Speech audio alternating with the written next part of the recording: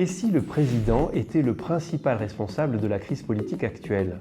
Au-delà de la personne et de la psychologie d'Emmanuel Macron, le problème ne réside-t-il pas dans l'ambiguïté de la fonction présidentielle définie par la Ve République ? C'est la thèse d'Arnaud Lepilouer, professeur de droit public à l'Université Paris-Nanterre.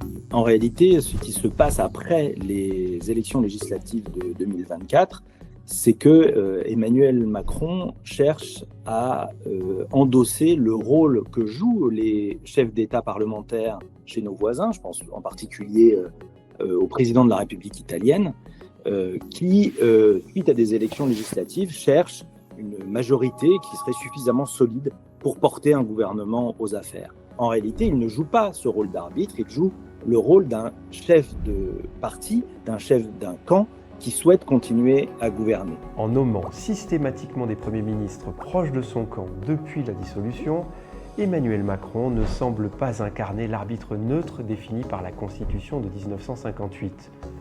En réalité, dès les débuts de la Ve, De Gaulle apparaît comme un chef d'État et un chef de parti. Son pouvoir sera d'ailleurs renforcé avec la première élection au suffrage universel direct en 1965. Pour Arnaud Lepilouer, cette élection est au cœur de nos difficultés démocratiques et doit être supprimée. La disparition de l'élection présidentielle, qui est effectivement difficile à vendre aux Français, parce qu'ils auraient l'impression sans doute d'être privés d'un pouvoir qu'on leur a gentiment accordé, eh bien elle doit être défendue parce que le débat doit être ouvert. C'est ce qui permettrait en tout cas aux gens éventuellement de changer d'avis in fine. Une question centrale mais rarement débattue.